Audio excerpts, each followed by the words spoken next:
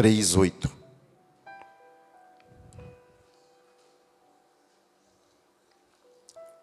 Que está escrito: finalmente, sede todos de igual ânimo, compadecidos fraternalmente, amigos.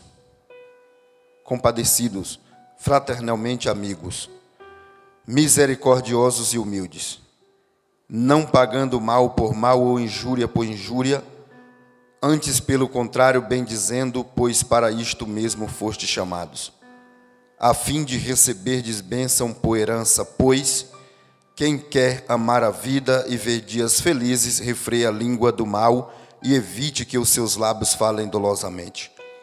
Aparte-se do mal, pratique o que é bom, busque a paz e empenhe-se por alcançá-la. Porque os olhos do Senhor repousam sobre o justo e os seus ouvidos estão abertos às suas súplicas. Mas o rosto do Senhor está contra aqueles que praticam males. Amém? Glórias a Deus. Fizemos uma breve leitura desse texto outro dia, mas algo ficou em mim e eu fui procurar nesses versículos que Pedro escreve para a igreja, para o povo do Senhor.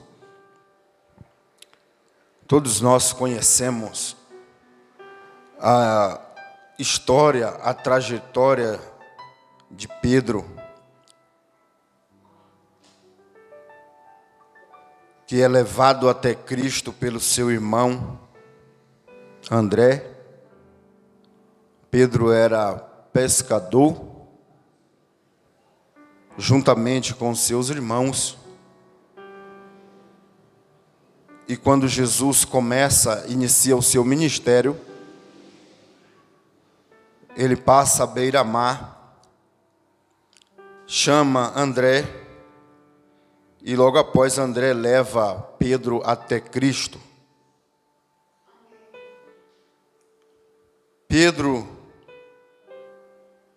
que é conhecido, ou a Escritura mostra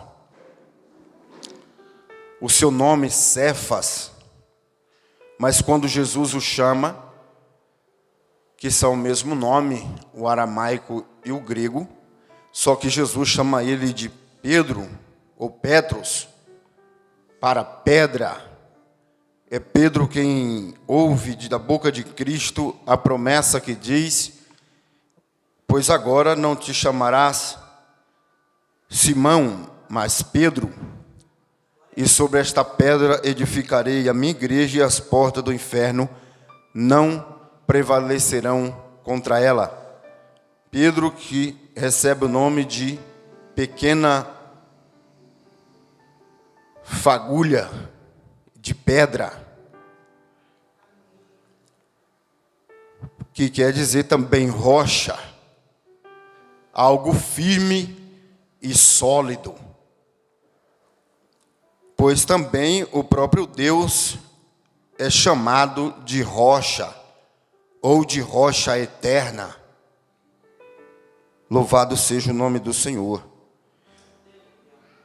Quando Jesus chama Pedro, nós percebemos nos evangelhos e Atos do capítulo 2 ao capítulo 9, relata as suas fraquezas, digamos assim, os seus acertos e boa parte da sua relutância em aceitar o chamado de Deus para a sua vida. De que forma? Quando Jesus chama Pedro, ele era um cara que tinha o instinto de liderança. Pedro, ele sempre tomava a frente das decisões ou das perguntas, tanto dele quanto dos demais.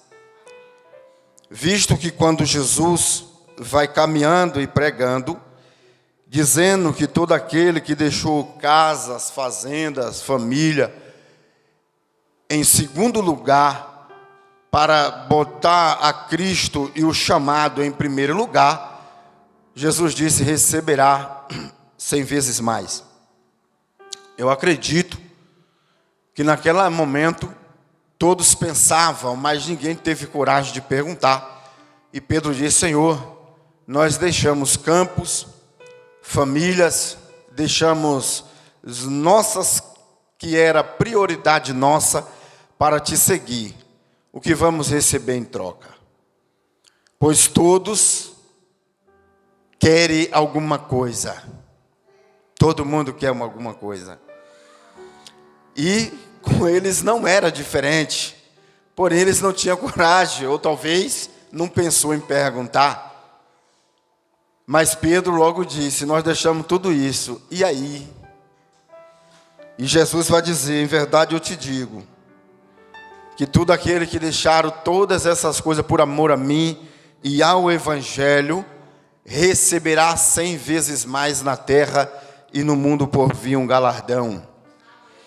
Jesus estava dizendo para eles: a vossa caminhada não é em vão, o vosso esforço não é jogado ao vento. Ele disse: desde já tem recompensa de Deus para a vossa vida, e no mundo por vir, o ímpio diz: vamos curtir agora, porque morreu, acabou, não tem mais o que fazer. O cristão não, ele diz: vamos viver agora, e depois que passarmos pela morte, continuaremos, desfrutamos ainda do melhor que está por vir. Por isso, o homem que estava no casamento não entendeu a lógica do reino. Ele disse: porque na nossa lógica humana, o certo é servir logo o melhor vinho. E depois que o povo já está bebendo, pode dar até metanol que eles bebem. Mas na lógica do reino, Jesus disse: oferece-se o vinho, mas o melhor é no final. Então ele está dizendo: mesmo depois desta vida, desfrutaremos o melhor de Deus, porque o que tem nessa terra nem se compara, nem se chega perto do que Deus tem preparado para aqueles que o amam. Pedro, ele vai ter certa relutância quando Cristo está para ser entregue ou levado perante o tribunal, aonde seria executado o seu julgamento. Pedro vai puxar da espada e vai cortar a orelha do soldado para impedir que Jesus fosse levado para ser julgado perante o tribunal. E isso mostra que Jesus vai dizer: Pedro, guarda a tua espada, louvado seja o nome do Senhor. Outra vez, Pedro, na sua fraqueza, vai falar: Jesus, isso jamais te acontecerá. Não permita que isso aconteça. E Jesus vai perceber que há uma influência maligna por trás da fala de Pedro, para que o plano de Deus não fosse executado. E Jesus vai dizer: não beberia eu do cálice que o Pai me deu. Observe que ao longo da jornada, Pedro também vai chegar e vai dizer: eu não conheço esse homem, nunca andei com ele. E é necessário que Jesus novamente apareça à beira da praia e diga a Pedro também que eu quero falar com ele. Pedro teve uma trajetória logo de início, aonde eu acredito que algumas das vezes, por não compreender o plano de Deus e o propósito de Deus para a sua vida, ele relutava, talvez de forma inconsciente. Louvado seja o nome do Senhor. E quem nunca, relutou, quem nunca, talvez até tentou rejeitar algo que Deus tinha para a sua vida, e somos levados por nós sempre para depois. Não é desse jeito, tem que ser desse jeito e não do jeito do Senhor. Quando olhamos para José, que foi citado nessa noite, se fosse Deus falasse para José a forma que seria, logo ele ficaria espantado, e a coisa poderia até né, dar errado, ou o homem tentar fugir, porque seria um grande problema. Ele dizia: nunca que eu quero ser acusado de algo que eu não fiz. Eu também não quero ser levado cativo como um escravo por homens ímpios que não têm misericórdia. Eu não quero ser vendido pelos ímpios, ser amarrado juntamente com o escravo. Não, eu quero chegar no propósito de forma agradável, de forma, né, mais leve possível, que isso não me traga nenhum dano, nenhum problema, nenhuma fadiga. Eu quero chegar, né, de forma que todos possam me ver como alguém que só vence. Então, Pedro, louvado seja Deus, é como um de nós, e nenhum de nós temos a audácia de criticar ele em nenhuma das suas fraquezas. Pois quando o tempo que Jesus estava para ser crucificado, era tempo de escuridão, tempo de treva, onde muitos fugiam para escapar da morte, para preservar sua família, para preservar o que tinha, e aqueles que fugiam, muitos escapavam dessa forma. Olhando para essa primeira carta de Pedro, que foi escrita do ano 67 ao ano 69, assim também como a carta aos Hebreus, nós vamos perceber como a carta de 2 Timóteo, são cartas que foram escritas em período sombrio. Em período sombrio, tempos difíceis, tempos trabalhosos, tempo aonde os irmãos estavam passando por tempos de maiores perseguição, de sofrimento, de injúria, calúnia, difamação, aonde eles estavam, eram perseguidos para ser presos, pois o ano 70 estava bem próximo do ano 67, do ano 69, que foi o ano mais tenebroso dentro de Jerusalém e de maior perseguição ao povo de Deus, que foi o ano 70 depois de Cristo, quando houve a queda, a invasão do general Tito, a cidade santa.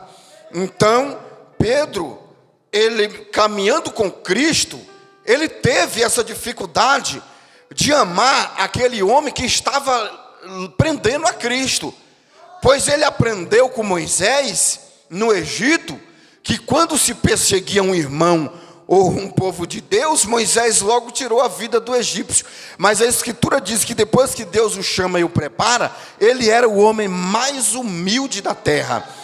Pedro também não foi diferente no começo do seu ministério, relutava, era homem que andava, empunhava a espada, queria tornar novamente a pescar de novo, quando Jesus disse: tu serás pescadores de homens, se referindo a ele como seu ministério, para ser um grande ganhador de almas.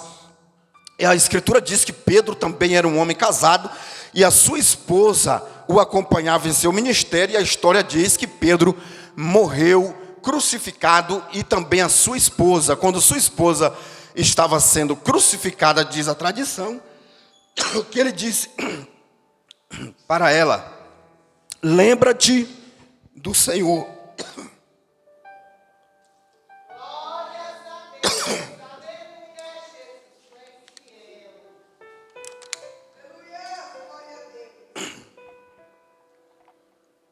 Eu estou com a garganta ruim, mas eu vou pregar. No momento, a tradição diz que a esposa de Pedro, quando estava sendo crucificada,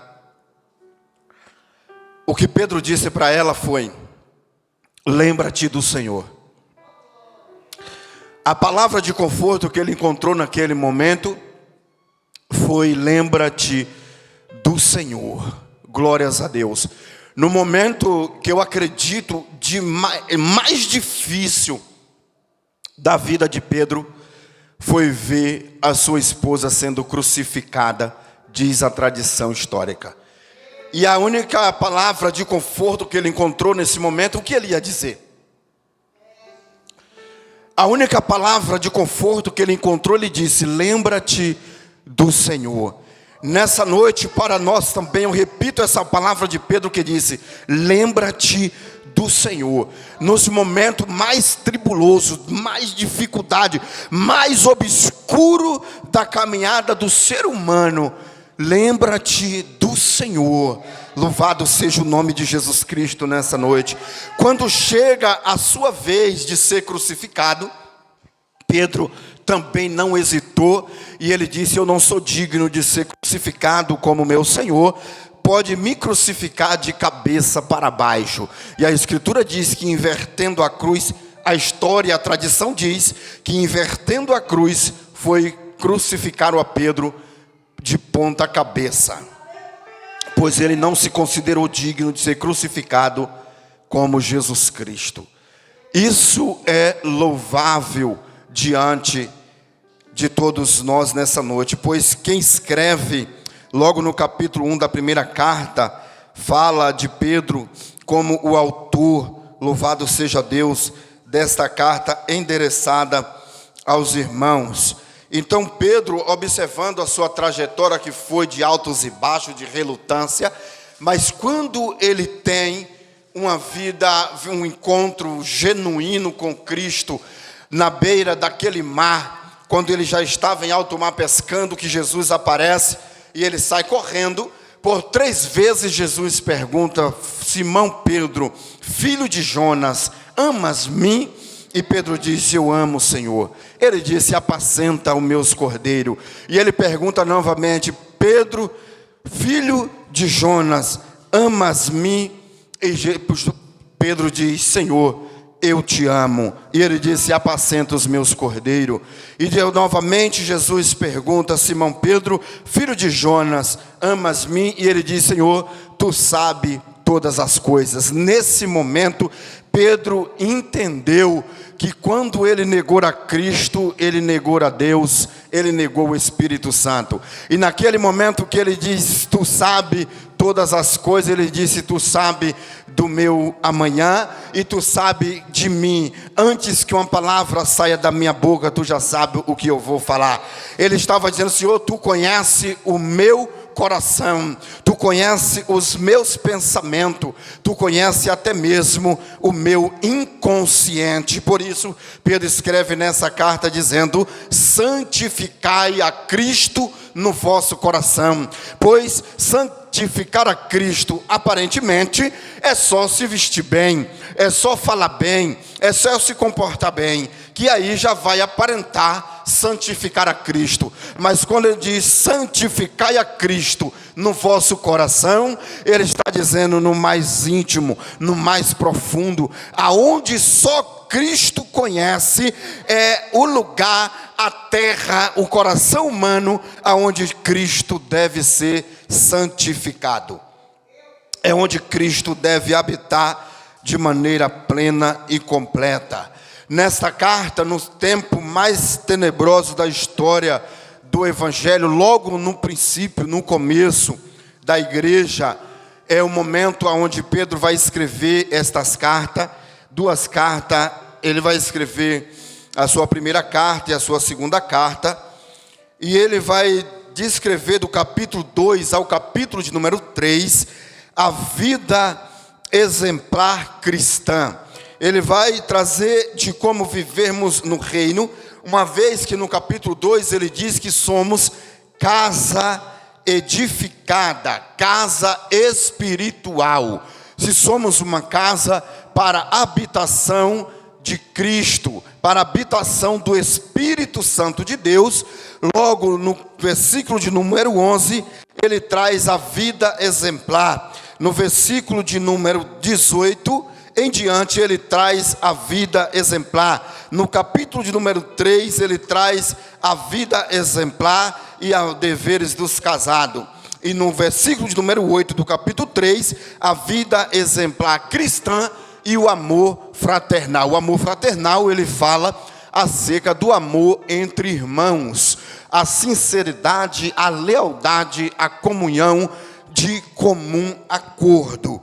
Então, quando Pedro escreve essa carta do ano 67 ao ano 69, ele tem em mente a seguinte: para fortalecer que nos momentos mais difíceis, mais obscuro da história do povo de Deus, era o momento em que eles, ao invés de se espalhar, era o momento que eles deveriam mais se unir, pois a união entre eles era o que fortalecia-os nos momentos de calamidade, pois nesse tempo que a perseguição começou e tornou-se ainda mais fortemente contra os irmãos, era o momento que eles deveriam ajudar uns aos outros a permanecer na fé, lembrando de Jesus Cristo. E ele diz finalmente, porque o capítulo, a escritura, o que ele está falando começa no capítulo de número 2, e o assunto vai se encerrar no capítulo de número 3, que é a vida exemplar cristã, vai se encerrar no capítulo 3, versículo 8 ao 10. Do versículo de número 11 ao 12, ele vai fazer uma citação do Salmo 32, que descreve o que aconteceu em 1 Samuel, capítulo de número 21. Dito isto, ele diz: finalmente sede todos de igual ânimo. Ânimo fala da disposição da mente, do pensamento. Ele está dizendo: sede todos de igual ânimo, ou seja, chegue todos a um comum acordo na presença do Senhor. Ele está dizendo: não pode haver divergência entre pensamento entre vós. Olha só que coisa interessante. Quando a gente lê Gênesis capítulo de número 6, a escritura diz que Deus dividiu, colocou separação entre as línguas, porque os homens se ajuntaram para um propósito, para o seu próprio orgulho. Ele disse: edificamos uma torre e tornamos celebre o nosso nome, e não nos espalhemos. Então, ele disse: o nosso nome será celebre, e não o nome de Deus. Deus viu que o propósito era mau, mas quando Deus olhou para eles, Deus disse: não há nenhuma restrição em tudo que o homem tentar fazer, porque eles falam a mesma língua. Observe, então eles tinham o mesmo intento, o mesmo pensamento, eles estavam de igual ânimo, ou seja, no popular, na mesma pegada. Todos estavam ali empenhados a fazer algo para que o seu nome fosse celebre. E Deus olhou e disse: não há restrição em nenhum propósito, se eles tiverem de comum acordo, com a mesma disposição, com o mesmo propósito, com o mesmo pensamento, unânimes para fazer algo. Porém o propósito era mau. Deus disse: desçamos e confundamos ali as línguas, para que não consigam realizar este plano. Olha só, Deus separou. Então houve ali uma confusão de línguas entre eles, e não conseguiram chegar a um objetivo, porque pararam de falar a mesma língua, pararam de pensar igual, pararam de partilhar da mesma ideia e de ter o mesmo ânimo. Porém, quando em Atos capítulo 2, na plenitude dos tempos, Deus novamente envia o Espírito Santo, e a Escritura diz que todos entendiam o que era falado. Olha que coisa interessante. Na plenitude dos tempos, Deus tornou a unificar as línguas novamente. E hoje, nos 4 cantos da terra, aonde estiver o cristão, todo mundo diz: Jesus é o Senhor. E ninguém diverge do propósito e nem do plano da salvação. Todos falam a mesma língua em idiomas diferente, porém a mesma língua do reino prevalece. E quando Pedro diz de igual ânimo, compadecidos, olha só, Pedro, que outrora não teve compaixão do homem que queria prender Jesus, mas agora ele diz: seja compadecido.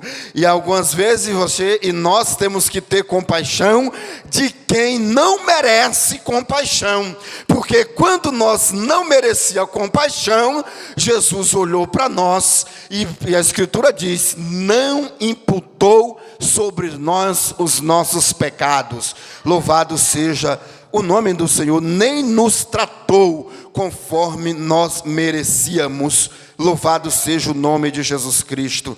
E ele diz: amigos misericordiosos e humilde. Pedro agora está olhando para Cristo, que quando na sua última ceia,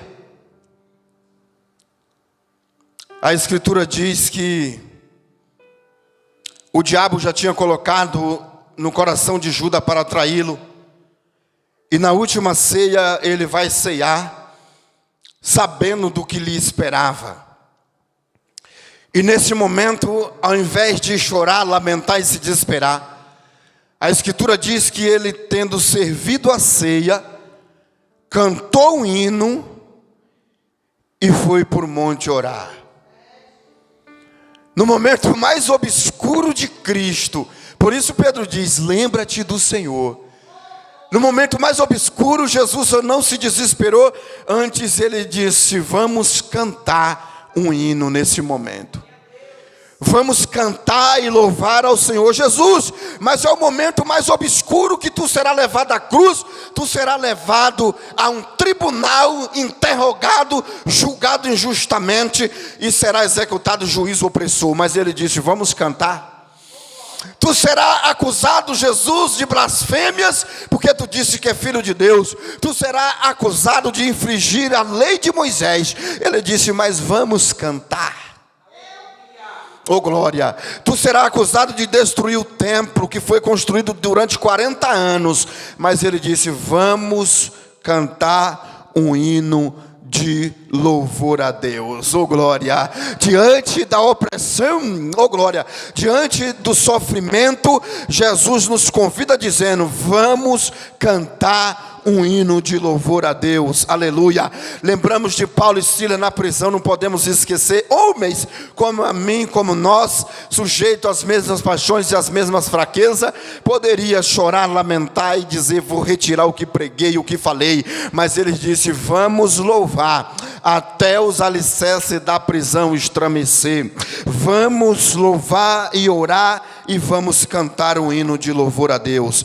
Pedro, quando ele diz aqui nessas palavras: sede misericordiosos e humilde, lembrando de Jesus Cristo, quando aquela mulher, quando a lei dizia ela tem que ser apedrejada, Jesus disse: olhe para cada um para dentro de si e veja se não tem pecado. Se não tiver, seja o primeiro a atirar a pedra.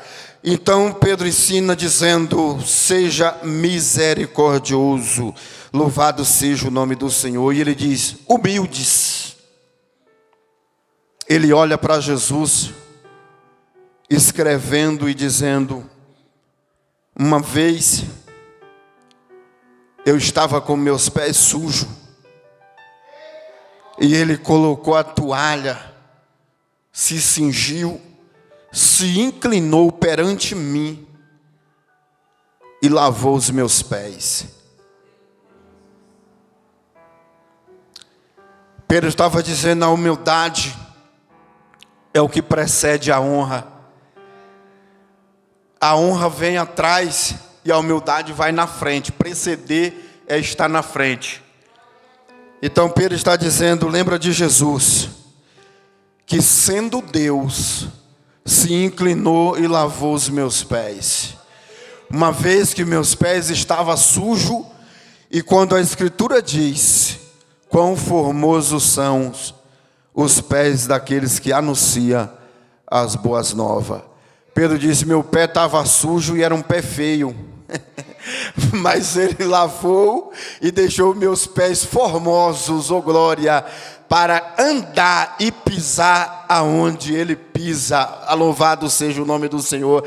E lembramos de Pedro na tempestade, quando ele disse: Senhor, já que é tu mesmo, permita. Ele estava dizendo: me autorize, me dê autonomia para andar aonde tu anda, porque Jesus estava andando sobre a tempestade que assolava o barco. Então a humildade faz-nos caminhar por aquilo que nos atormenta. Louvado seja o nome do Senhor. Aqui ele completa com a escritura do Salmo 32, que diz: quem quer amar a vida e ver dias felizes, refreie a língua do mal e evite que os seus lábios falem dolosamente. Aparte-se do mal, pratique o que é bom, busque a paz e empenhe por alcançá-la. No Salmo 32, Davi vai cantar um hino a Deus. Mas antes disso, Pedro diz: antes, pelo contrário, bendiga, pois para isso mesmo foste chamado, a fim de receber bênção por herança. Pedro está dizendo: ao invés de murmurar, de reclamar, de se lamentar, de praguejar, bendiga. Bendizer é exaltar e cantar hino de louvores a Deus. Mas é no momento de maior necessidade e aflição, no momento maior de perturbação. Saul, quando estava mais perturbado, o que aliviava ele era o louvor que Davi cantava e a harpa que ele tocava. Diz que ele estava com a sua alma atribulada. E Pedro dá um conselho: bendiga ao Senhor. Pois Davi, quando também estava agoniado, ele cantava louvores a Deus, e aquilo trazia alívio, paz para a sua alma. Pedro estava dizendo: o tempo é tempo difícil, o tempo é obscuro, e como Isaías profetizou, a escuridade cobre as nações, mas nós estamos debaixo da graça de Deus, e nós bendizemos e exaltamos o nome daquele que vive e que reina para sempre, pois a mão do Senhor não está encolhida, nem o seu braço retido, nem agravado os seus ouvidos que não possa ouvir. E ele diz: pois para isto fostes chamados. Para quê?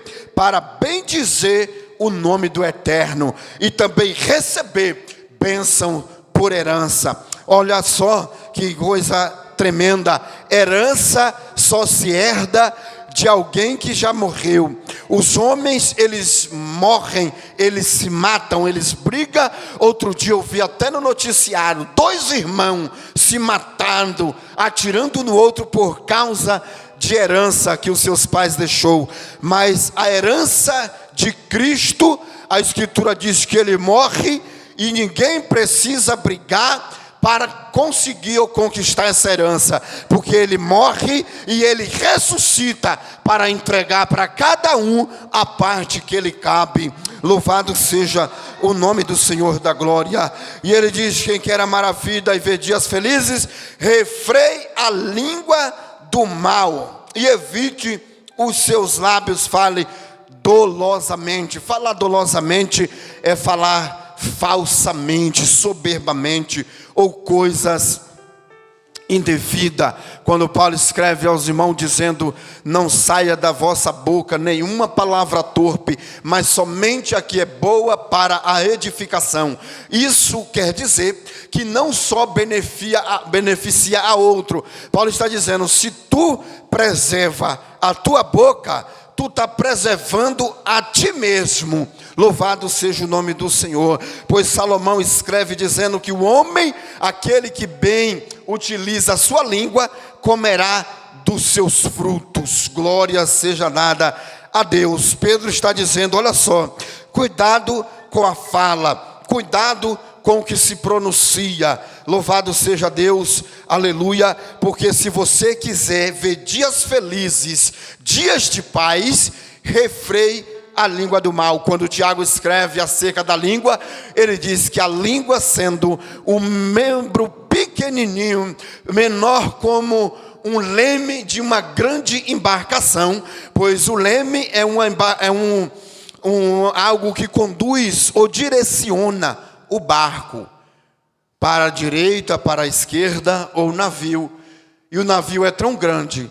E ele está dizendo, o nosso corpo, a nossa vida é tão grande, mas a língua é um pequeno membro, ela pode mudar o curso da nossa vida, para melhor ou para pior, para bem ou para o mal. Então ele está dizendo, cuidado, refreie, louvado seja o nome do Senhor. Ah, mas o desejo vem. Ele está dizendo o quê? Refreie, segure, controle, tenha domínio dos seus membros. Louvado seja o nome do Senhor, principalmente da língua. Louvado seja Deus, oh glória. Os seus lábios, evite que os seus lábios falem dolosamente. Oh glória. Porque quando refreamos, ele diz, nós fomos chamados para bendizer o nome do Senhor e para receber bênçãos por herança. Então ele está dizendo, para receber essas bênçãos que Deus prometeu, que vamos herdar, devemos refrear a nossa língua, porque o que falamos pode impedir que recebamos esta promessa que repousa sobre nós. E ainda mais quando ele completa com o Salmo 32, dizendo, aparte-se do mal e pratique o que é bom, busque a paz e empenhe-se por encontrá-la. Ele disse, mas tem alguém ali que quer fazer guerra comigo.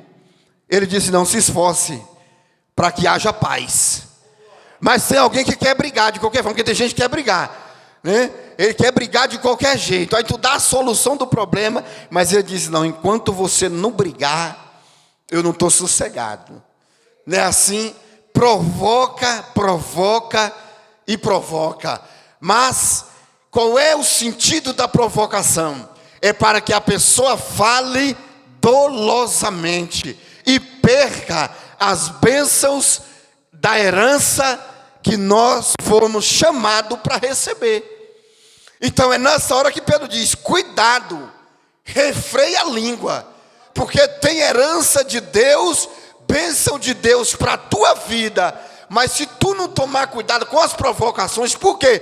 Porque nesse tempo, era o tempo em que os irmãos eram injuriados em praça pública, eram ofendidos publicamente, eram envergonhados por seguir a Cristo, por crer no Evangelho. Então Pedro está dizendo, cuidado com as injúrias, com as provocações, cuidado com os insultos, porque os insultos podem fazer com que você perca o controle e fale coisas obscenas, coisas dolosas, coisas, louvado seja Deus, que desagradam a Deus. E quem vai perder não é o provocador, é você, que não está tendo domínio do que fala.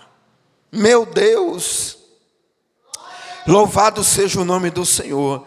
E ele diz, olha só, aparte-se do mal, pratique o que é bom, busque a paz e empenhe-se por encontrá-la. E isso aqui que Pedro está falando, ele está falando uma citação do Salmo 32, dos versículos 12 ao 16, que isso aconteceu quando Davi vai cantar um hino de louvor a Deus, por causa do livramento em 1 Samuel 21, quando o rei Aquis, ele foi levado perante os filisteus, e ali os príncipes dos filisteus começou a desconfiar de Davi. E eles começaram a cogitar matar Davi. Só que Davi fez o quê? Vou me fingir de louco. E a escritura diz que Davi se joga no chão, começa a arranhar os postigos das portas, começou a arrilhar os dentes, a rolar pelo chão, a rosnar e a babar pela barba. Aí o rei Aquis olhou para ele e para aquilo e disse, por que me trouxe esse homem? Me falta doido aqui por acaso para você me trazer mais um? Esse homem não vai entrar na minha casa. Olha só, e Davi sendo rei. Mas ele olhou para Davi, desprezou Davi, e Davi saiu vivo daquela situação.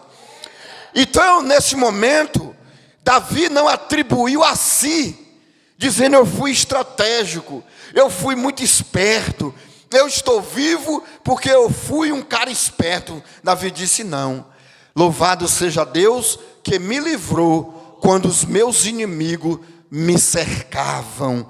Louvado seja o nome de Jesus Cristo. E naquele momento, Davi disse: o quê? Eu preciso me esforçar para promover a paz, porque eu estou sozinho, está um rei com os seus príncipes e um grande exército, eu vou vencer aqui como? Então Deus vai dar uma sabedoria para ele, dizendo: Davi, não vai fazer guerra não, porque se tu fizer guerra, quem vai morrer é tu. Então faz o seguinte, promove a paz, se esforça. E a forma que Davi encontrou de se esforçar para encontrar a paz foi se fingir de louco. Se fingir de louco, às vezes, fingir de conta que não tá, tu tá vendo as coisas, tu diz assim: não, o que está acontecendo? Agora, se tu não está vendo isso não, eu assim: não, eu estou olhando para o alto, os meus olhos estão lá em cima. Mas tu não viu o que aconteceu? Não estou sabendo, e também não tenho interesse em saber, porque eu tenho uma promessa e uma herança para receber, eu não posso perder o controle. Louvado seja o nome do Senhor. E ele diz: busque a paz. E Davi que não buscasse a paz, não. Ele sozinho para um exército dos filisteus, o inimigo número 1 de Davi. E ele diz: empenhe-se por alcançá-la. Porque quando a gente se esforça para promover a paz e para encontrar a paz, ainda que alguém queira brigar de qualquer forma, causar problema, porque eu lhe digo, coisa para tirar a paz é o que não falta. Não é assim? Às vezes, hora ou outra, chega um enviado para tirar o sossego. Você está ali no seu momento, mas chega um enviado e você diz: Senhor, segura o chão, porque já está tremendo nos pés. Aí Davi diz: cuidado, tenha controle. Tenha controle. Se esforce por alcançá-la. Seja um promovedor da paz. Aí ele diz: porque os olhos do Senhor repousam sobre os justos.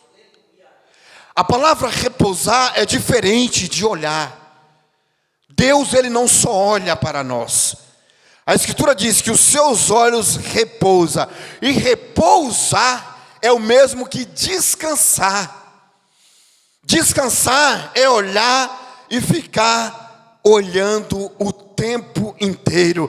Isso fala que Deus está com seus olhos repousando sobre nós, olhando, cuidando. Isso mostra o cuidado de Deus. Assim, Deus está cuidando o tempo inteiro. Ele não tira os seus olhos do justo.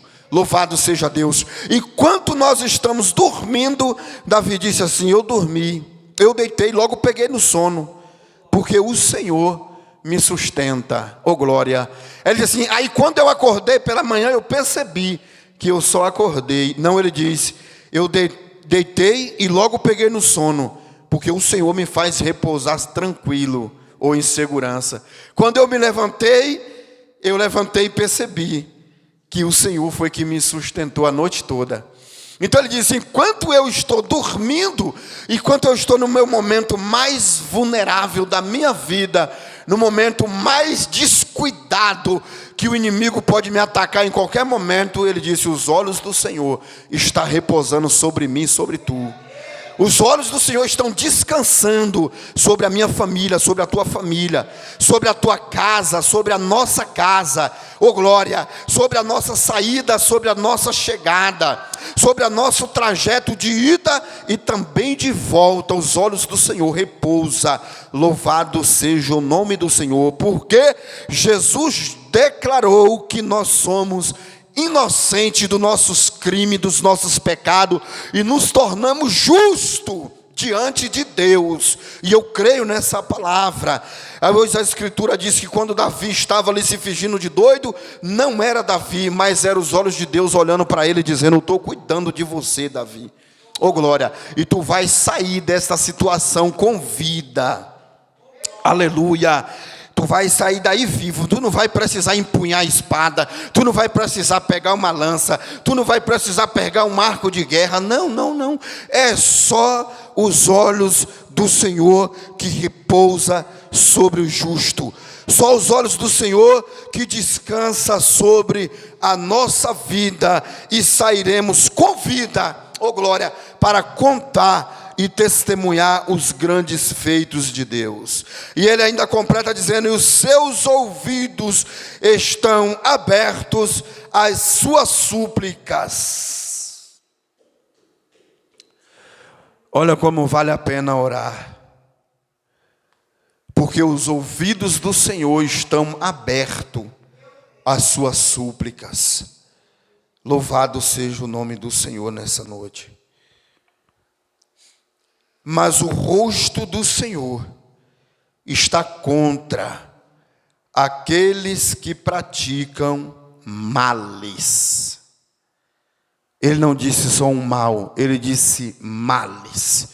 Então males pode ser diversos. E quando procede também da nossa boca pode ser muitos. Então ele diz: cuidado com o que falamos, porque o Senhor está com os seus olhos repousando sobre nós e com os seus ouvidos atento à nossa súplica, à nossa oração. Então também Ele ouve o que falamos, além de súplica e oração.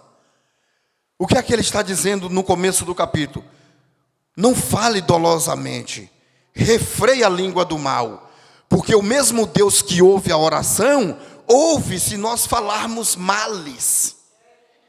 E o que falamos pode nos impedir de receber o que está prometido a nosso respeito. Pode travar e o Senhor dizer: eu já ia entregar, mas Ele falou dolosamente. Já estava perto para receber, mas falou males. E nessa noite, os olhos do Senhor repousa, descansa sobre nós e sobre os nossos, e os seus ouvidos não estão agravados. Oh glória! Isso mostra que seus ouvidos não estão encerrados, que em qualquer momento, em qualquer lugar, em qualquer posição que estivermos, podemos falar com Deus e Ele ouvir. Louvado seja o nome do Senhor. Vamos agradecer a Deus pela sua misericórdia e pela sua palavra. Glórias a Deus. E bendito seja o nome de Jesus Cristo.